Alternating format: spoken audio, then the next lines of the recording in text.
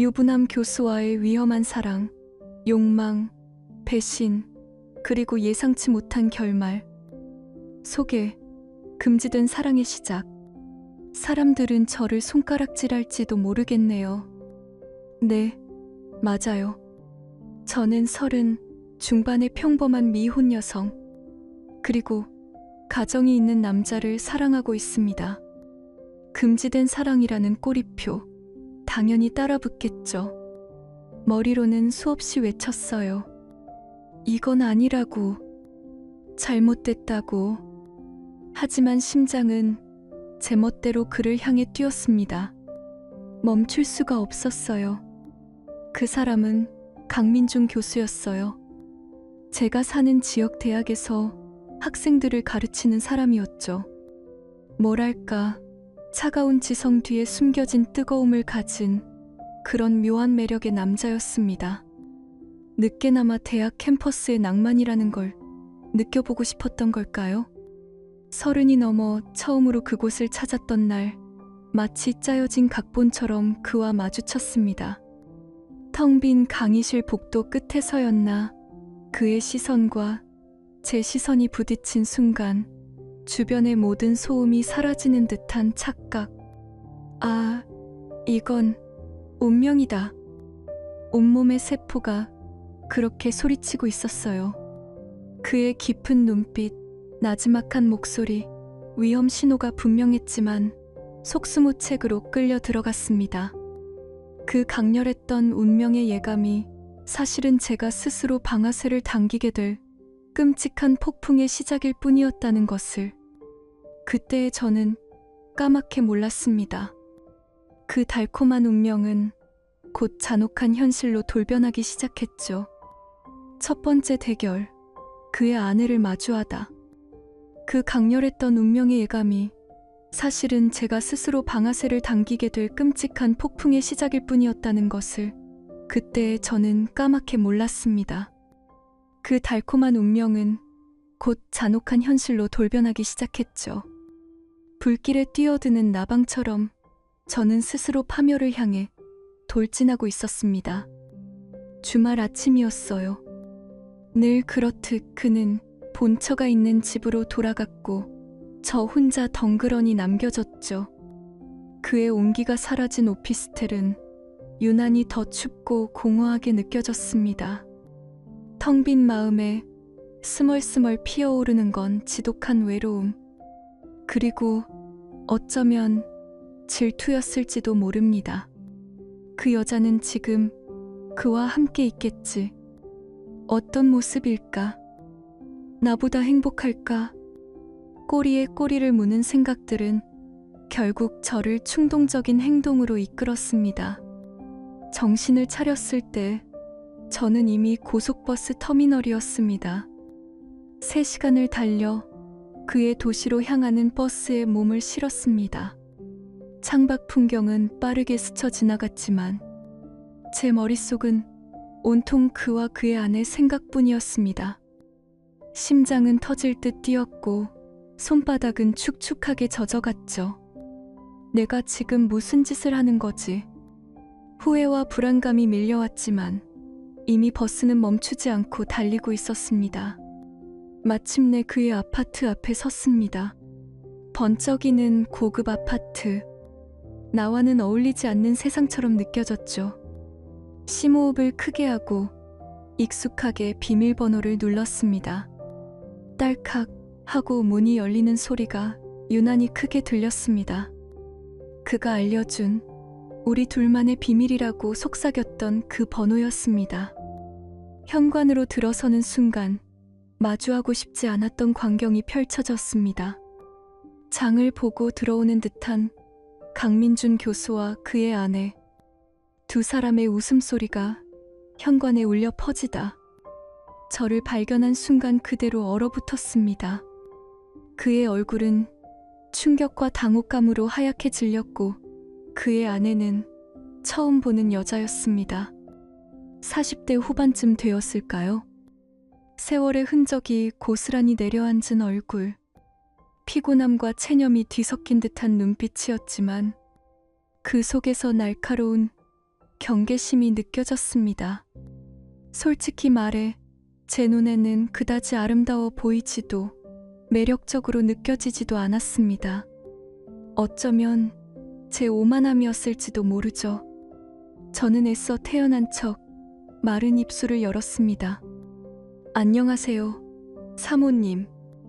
저 강민준 교수님 여자친구 민지라고 합니다.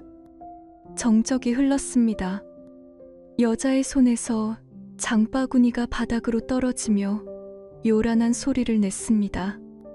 와르르 쏟아지는 과일들처럼 그녀의 표정도 무너져 내렸죠. 그 순간 정신을 차린 강민준 교수가 저를 거칠게 밀치며 소리쳤습니다. 너 뭐야? 당장 나가. 이 미친 여자야. 그의 눈빛은 살기등등했고 목소리는 분노로 떨렸습니다. 어제까지 귓가에 나의 사랑스러운 토끼라 속삭이던 그 남자가 맞는지 의심스러울 정도였습니다. 예상 못한 반응은 아니었지만 가슴 한구석이 시큰하게 아려왔습니다. 저는 흔들리는 눈빛을 애써 감추며 핸드백에서 작은 메모지와 펜을 꺼냈습니다. 그리고 제 전화번호를 적어 현관 앞 테이블 위에 놓았습니다. 궁금하신 거 있으시면 이걸로 연락주세요. 마지막 자존심이었을까요? 아니면 또 다른 형태의 도발이었을까요? 그렇게 저는 아수라장이 된 현장을 뒤로하고 도망치듯 아파트를 빠져나왔습니다. 심장은 여전히 미친 듯이 뛰고 있었지만 머릿속은 텅 빈 것처럼 느껴졌습니다. 다시 3시간의 버스를 타고 그가 마련해준 나만의 것이 아닌 오피스텔로 돌아왔습니다. 금빛 새장 같은 그곳에서 저는 초조하게 전화벨이 울리기만을 기다렸습니다. 모든 것을 뒤흔들 그 전화. 하지만 며칠이 지나도록 연락은 없었고 정작 제 앞에 나타난 것은 전혀 예상치 못한 인물이었습니다. 또 다른 배신, 숨겨진 여자. 강민준 교수가 얻어준 오피스텔은 모든 것이 갖춰져 있었지만 제 것은 아무것도 없었습니다. 그는 넉넉하게 생활비를 보내주었고 덕분에 저는 일을 할 필요가 없었죠. 어쩌면 그건 배려가 아니라 저를 통제하고 올가매는 방식이었을지도 모릅니다. 그가 없는 시간 동안 이 넓고 텅 빈 공간은 숨막히는 감옥과 같았습니다. 그날의 충격적인 대면 이후 불안감은 극도로 커졌고 전화벨 소리만 울려도 심장이 덜컥 내려앉곤 했습니다. 그 혹은 그의 아내로부터의 연락. 어떤 형태로든 파국이 다가오고 있음을 직감했으니까요. 사흘째 되던 날 오후였을 겁니다. 초인종 소리에 반사적으로 현관으로 달려나갔습니다. 하지만 문을 열자마자 저는 온몸이 굳어버렸습니다. 거기 서 있는 건 그도 그의 아내도 아니었습니다. 앳된 얼굴의 어린 여자아이. 딱 봐도 20대 초반, 생기 넘치는 대학생 느낌이었습니다. 파릇파릇한 젊음이 오히려 위협적으로 느껴졌다고 할까요? 낯선 방문객은 저를 위아래로 훑어보더니 뜻밖의 말을 꺼냈습니다. 혹시 민지 씨 되세요? 네, 그런데 누구? 저도 모르게 목소리가 떨렸습니다. 저 강민준 교수님 여자친구 소연이라고 해요. 여자친구. 머릿속이 하얗게 비어버리는 느낌이었습니다. 내가 아니라 네가. 온몸의 피가 차갑게 식는 것 같았습니다. 네, 여자 친구라고요. 제 목소리가 제대로 나왔는지조차 확신할 수 없었습니다. 소연이라는 아이는 금방이라도 울음을 터뜨릴 듯한 얼굴로 말을 이었습니다. 교수님이 이혼했다고 했어요. 그래서 저 민지 씨 같은 분이 있는 줄은 상상도 못했어요. 배신감, 온몸을 관통하는 날카로운 통증, 강민준 교수는 제게도 똑같은 말을 속삭였습니다. 아들이 대학만 가면 본처와 이혼할 거라고, 저만이 유일한 사랑이라고. 그런데 또 다른 여자가 있었다니. 그것도 이렇게 어리고 예쁜 여자아이가. 하지만 진짜 충격은 이제부터였습니다. 어떻게 여길? 제 질문에 소연이는 떨리는 목소리로 대답했습니다. 사모님이 찾아왔었어요. 일주일 전에요. 일주일 전이라면 제가 그의 아파트를 찾아가기 바로 전이었습니다. 소름이 돋았습니다. 사모님이 이걸 보여주시더라고요. 소연이가 내민 핸드폰 액정에는 강민준 교수와 제가 다정하게 찍힌 사진 여러 장이 있었습니다. 제가 기억하지 못하는 순간들까지도. 사모님은 이미 다 알고 계셨어요. 민지 씨 존재도, 그리고 저에 대해서도요. 이건 전부 그분의 계획이었던 거예요. 온몸에 힘이 빠져나가 주저앉을 뻔했습니다. 배신당한 것은 그에게만이 아니었습니다. 어쩌면 저는 처음부터 그의 안에 본처의 손바닥 위에서 놀아나고 있었던 건지도 모릅니다. 분노와 수치심, 그리고 정체를 알 수 없는 두려움이 온몸을 휘감았습니다. 소연이는 눈물을 글썽이며 제게 조심하라는 말을 남기고 떠났습니다. 그 아이가 떠난 후 오피스텔의 정막은 이전과는 비교할 수 없을 정도로 무겁고 차갑게 느껴졌습니다. 저는 단순한 배신을 당한 것이 아니었습니다. 더 복잡하고 위험한 게임에 휘말려버린 것이었죠. 그날 밤 저는 한숨도 잠들 수 없었습니다. 이제 무슨 일이 벌어질까? 진짜 대결은 아직 시작되지도 않았다는 불길한 예감이 들었습니다. 절정, 무너지는 가정과 냉정한 현실. 소연이가 떠난 후 오피스텔의 정막은 이전과는 비교할 수 없을 정도로 무겁고 차갑게 느껴졌습니다. 저는 단순한 배신을 당한 것이 아니었습니다. 더 복잡하고 위험한 게임에 휘말려 버린 것이었죠.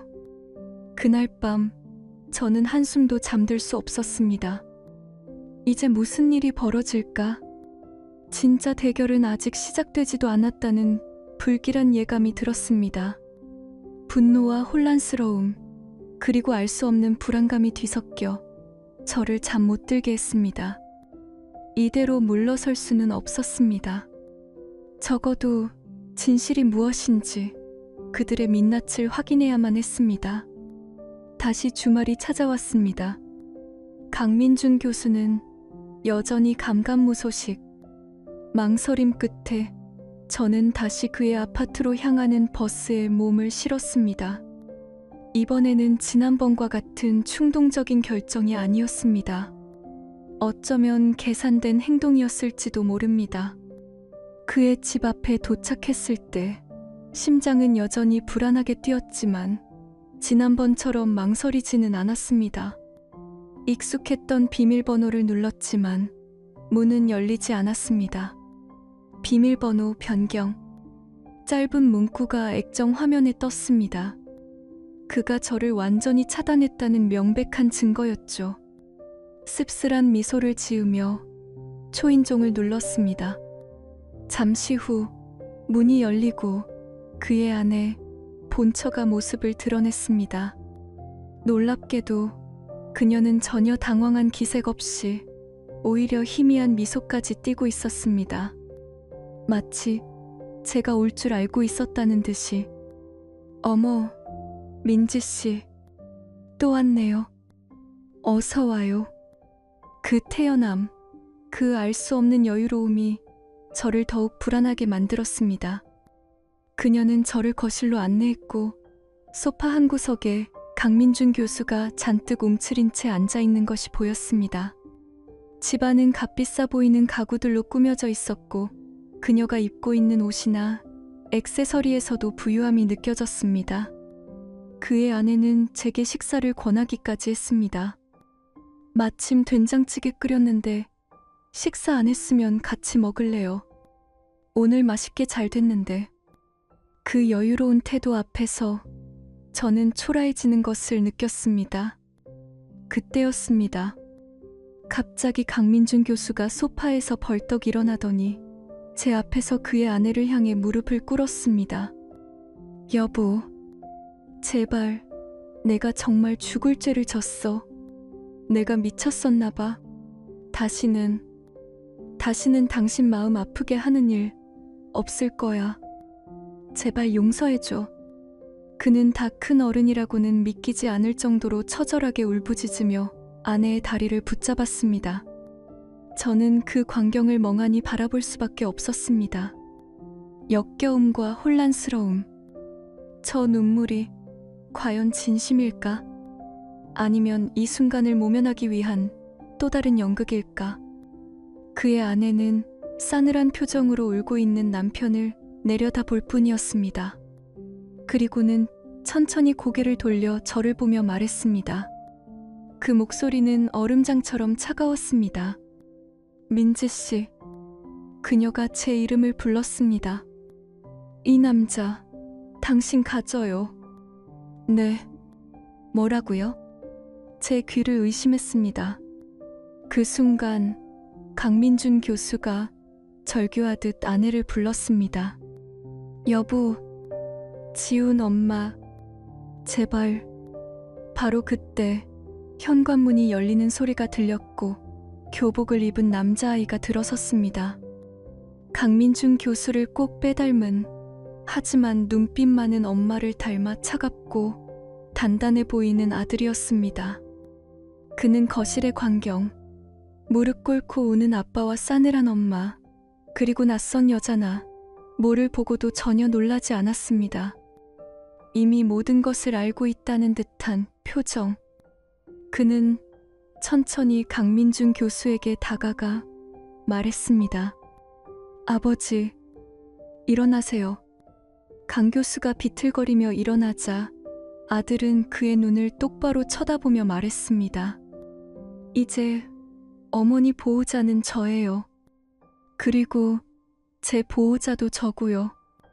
저한테 아버지는 이제 없어요. 아버지 부정. 가족 붕괴가 완성되는 순간이었습니다. 강 교수가 아들의 팔을 잡으려 했지만 아들은 그 손을 매몰차게 뿌리쳤습니다. 그리고는 아무 말 없이 엄마의 팔을 잡고 집을 나섰습니다. 문이 닫히기 직전 아들의 시선이 잠시 제게 머물렀습니다. 경멸이었을까요? 아니면 일말의 동정이었을까요? 현관문이 닫히고 집 안에는 무거운 침묵만이 남았습니다. 강민준 교수는 소파에 주저앉아 고개를 숙인 채 흐느꼈습니다. 그는 저를 쳐다보지도 않고 힘없이 중얼거렸습니다. 제발 가줘. 그의 아내가 던진 당신 가지라는 말이 귓가에 맴돌았습니다. 이것이 내가 원했던 결과였을까? 승리감보다는 공허함과 비참함이 더 크게 밀려왔습니다. 저는 아무 말 없이 그 집을 나섰습니다. 하지만 이 지옥 같은 대면의 진짜 대가는 이제부터 치러야 한다는 것을 그때는 미처 알지 못했습니다. 추락, 대가와 상실, 폭풍은 예상보다 빠르게 몰아쳤습니다. 얼마 지나지 않아 법원에서 차가운 서류 한 통이 날아들었습니다. 그의 아내가 저를 상대로 제기한 상간녀 소송 관련 서류였습니다. 그녀의 복수는 냉정하고 치밀했습니다. 법정에 서는 날 동안 저는 벌거벗겨진 기분이었습니다. 변호사는 제가 불리하다는 말만 반복했고 그녀 측에서는 제가 상상하지도 못했던 증거들을 쏟아냈습니다. 소연이가 말했던 그 사진들, 그리고 어쩌면 그 이상이었을지도 모릅니다. 결국 결과는 패소. 판결문은 제게 3천만 원이라는 거액의 위자료를 지급하라고 명령했습니다. 평생 만져본 적도 없는 돈이었습니다. 하늘이 무너지는 것 같았죠. 하지만 그게 끝이 아니었습니다. 위자료 판결과 거의 동시에 제가 살던 오피스텔에서도 쫓겨나야 했습니다. 알고 보니 그 화려했던 오피스텔은 강민준 교수의 소유가 아니었습니다. 그의 아내 혹은 그녀의 부유한 친정의 재산이었던 겁니다. 저는 그 사실을 퇴거 통보서를 받고 나서야 알게 되었습니다. 기가 막혔죠. 적의 소굴에서 기생하고 있었다니. 저는 하루아침에 갈 곳 없는 신세가 되어 거리로 나앉게 되었습니다. 화려했던 오피스텔에서의 생활은 한순간에 꿈처럼 사라졌습니다. 결국 제가 찾아 들어간 곳은 도시 외곽의 허름하고 후진 빌라 반지하였습니다. 햇볕도 잘 들지 않고 밤이면 바퀴벌레가 기어다니는 그런 곳이었죠. 이전의 삶과는 극명한 대조를 이루는 비참한 현실이었습니다. 당연히 경제적 어려움이 뒤따랐습니다. 끊겼던 생활비는 더 이상 없었고 당장 다음 달 월세를 걱정해야 하는 처지였습니다. 몇 년 만에 다시 재취업 전선에 뛰어들어야 했습니다. 하지만 경력 단절된 30대 중반의 여자를 반겨주는 곳은 많지 않았습니다. 겨우 구한 아르바이트 자리의 박봉으로는 위자료는커녕 당장의 생활비를 감당하기도 벅찼습니다. 밤마다 그 남자가 생각나 울었습니다. 저를 이 지경으로 만든 그가 죽도록 미웠지만 동시에 그와의 달콤했던 순간들이 떠올라 괴로웠습니다. 사랑이었을까요? 아니면 지독한 집착이었을까요? 이제 와서는 알 수 없었습니다. 그와의 연락은 완전히 끊겼습니다. 간간히 들려오는 소식에 의하면 그 역시 모든 것을 잃었다고 했습니다. 교수 직위에서 해임되었고 결국 이혼 도장까지 찍었다고. 우리의 위험한 사랑은 결국 두 사람 모두를 나락으로 떨어뜨린 후에야 끝이 난 것이었습니다. 그렇게 절망적인 나날들이 계속되었습니다. 습기 차고 곰팡내 나는 반지하 방에서 저는 그저 하루하루를 버텨낼 뿐이었습니다. 이게 내 인생의 결말일까? 끝없는 후회와 어둠 속에서 바퀴벌레 기어가는 소리만이 들리는 그런 삶. 모든 희망이 사라졌다고 생각했을 때, 더 이상 떨어질 곳조차 없다고 느꼈을 때, 바로 그때 제 방문 앞에 예상치 못한 그림자가 다시 드리워졌습니다. 결론, 새로운 길, 다른 선택, 초라한 행색의 강민준 교수였습니다. 그는 모든 것을 잃었습니다. 교수직도, 가정도, 명예도 완전히 망가진 모습으로 제 앞에 나타나 그는 제 손을 붙잡고 애원했습니다. 민지야, 나 이제 너밖에 없어. 교수직도 해임됐고 이혼도 했어. 이제 우리 사이엔 아무런 장애물도 없어. 내가 널 얼마나 사랑하는지 알지. 우리 다시 시작하자. 그는 눈물까지 흘리며 절절하게 사랑을 고백했습니다. 한때 제가 그토록 갈망했던 순간이었을지도 모릅니다. 하지만 이상한 일이었습니다. 그토록 원했던 장애물 없음의 상태가 현실이 되자 제 마음속의 불꽃은 거짓말처럼 사그라들었습니다. 그를 향한 애증도, 집착도, 심지어 미련조차도 남아있지 않았습니다. 텅 빈 공허함만이 느껴질 뿐. 저는 그의 손을 뿌리치며 차갑게 말했습니다. 재미없어졌어요, 교수님. 이제 지루해요. 가주세요. 그는 충격을 받은 듯 저를 바라보았지만 저는 더 이상 아무런 감정도 느낄 수 없었습니다. 그는 그 후로도 몇 번이나 저를 찾아와 매달렸지만 제 마음은 돌처럼 굳어 있었습니다. 사실 제게는 이미 새로운 남자가 생겼습니다. 그 역시 가정이 있는 사람이었죠. 작은 회사에 다닌다는 그는 강민준 교수처럼 주말마다 집에 가는 사람이 아니었습니다. 그래서 우리는 만날 시간을 쪼개고 주변의 시선을 피해 아슬아슬한 관계를 이어가야 했습니다. 하지만 이상하게도 그 어려움과 불안함이 제게는 오히려 짜릿한 스릴로 다가왔습니다. 엄마는 제게 물었습니다.